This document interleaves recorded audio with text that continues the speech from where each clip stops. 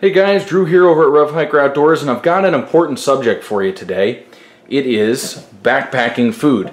Now, there's as many opinions on this kind of stuff as there are people, but I'm going to give you mine today. I'm going to show you some of the stuff that I eat. I'm not going to give you an exact meal plan because I'm not really like that. I change it up so frequently, and I might plan to have something at one point of the day, and I won't feel like it, and I'll have something else. So I'm not very rigid on that kind of stuff. I take several options with me so I can kind of fit it to my tastes and have a decent variety.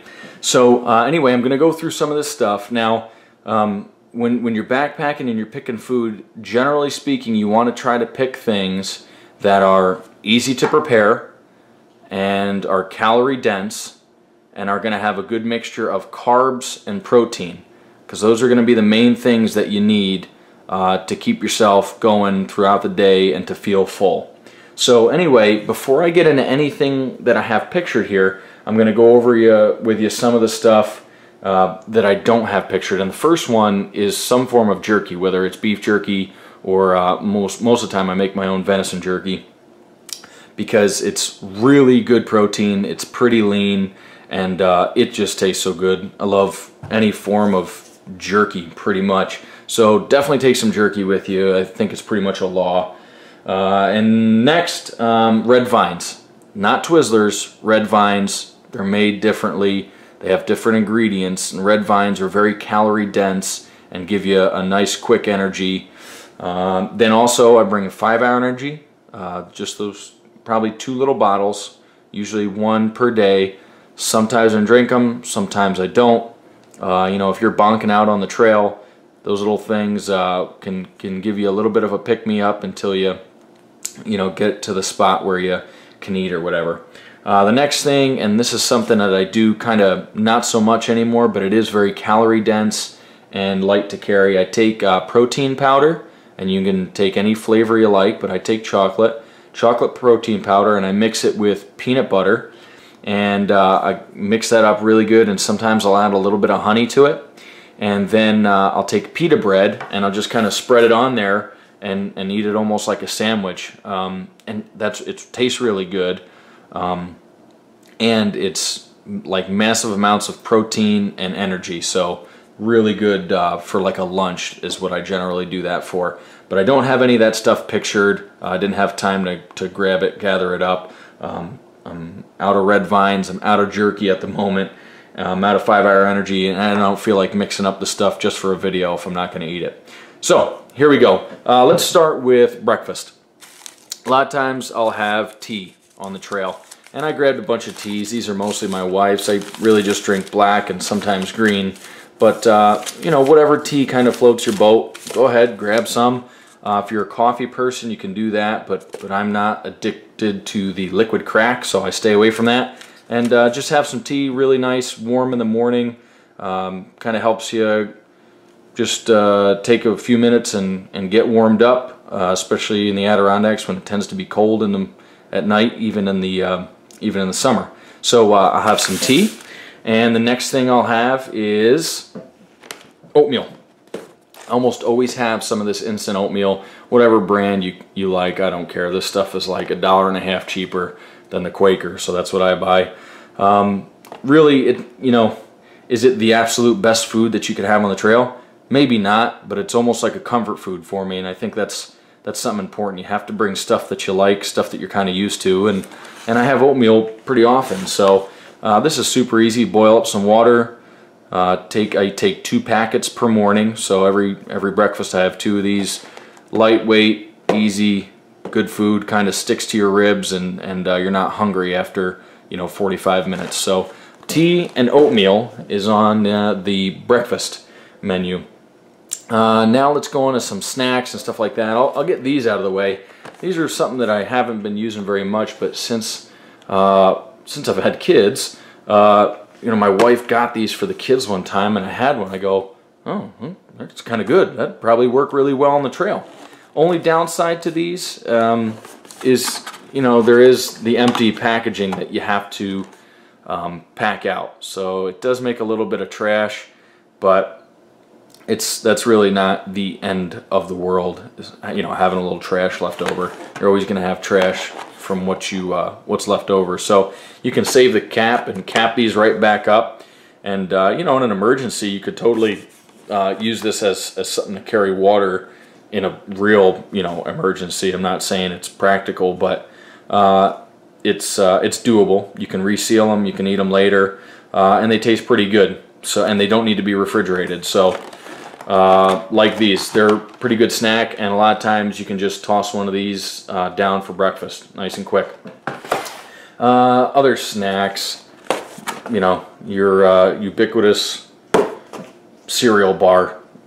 Pick your favorite. They're a nice little treat. Got some sugar, sweet, some nice taste for you. So kind of on an apple theme here. Apples and cinnamon, applesauce, and now these apple bars. But that's the kind of stuff I like. So they're nice. You know, you can just kind of snack on those as you walk down the trail with really no effort. Throw the wrapper in your pocket, and you're good to go. Also, this is one of the staples on the trail. I love trail mix, whatever kind you want. And we used to call it Gorp, good old raisins and peanuts, and that stuff works well too. But I like having some chocolate in there, in the M&Ms and all that stuff. So trail mix can't be overstated. I love this stuff. I eat it. I eat a ton of it on the trail. Not the lightest, but it's pretty calorie dense, so that helps with it being a little bit heavy. Also, I'll generally take some cashews, because cashews are one of my favorite little snacks, and they're good to just kind of sit around at night and just kind of pop a couple of them. Let's see. Oh, let me get into these. You guys, if you follow the channel, you've known that I've done quite a bit on the survival tabs. I am really excited to add these to my rotation. Because some of the foods that you bring on the trail are not always the absolute healthiest, and because you might be lacking in certain areas of your nutrition, these are cool. I'm just going to add, I'm going to take what they tell you. I'm going to take 4 at breakfast, 4 with lunch, you know, 4 for a snack, and 4 at dinner.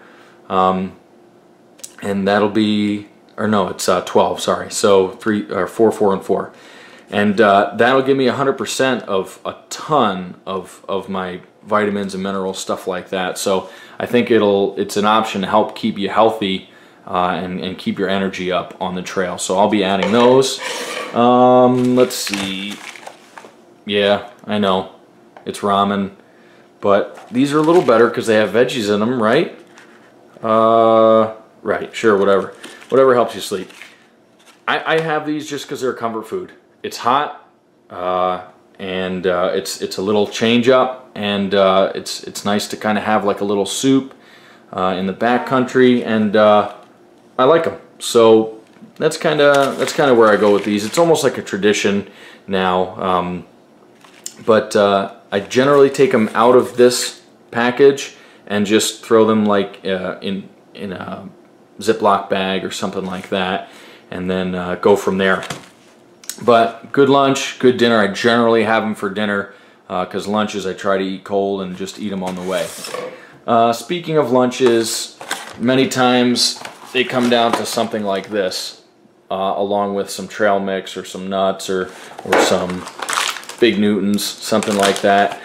But you have to kind of get the ones that fit your taste and fit kind of what you want for your nutrition. Part of what I like about the Laura bars is that they're soy free. I'm not a big soy guy. I'm not going to get into a debate, so please don't get in the comments and say how soy is the best thing ever. It's terrible for you, so leave me alone. I like these because they're soy free and they taste good. I like the fact they're non-GMO and that they're soy free. The rest I don't care about at all. But these are good energy, pretty good nutrition. So I take something like this, I take something like this.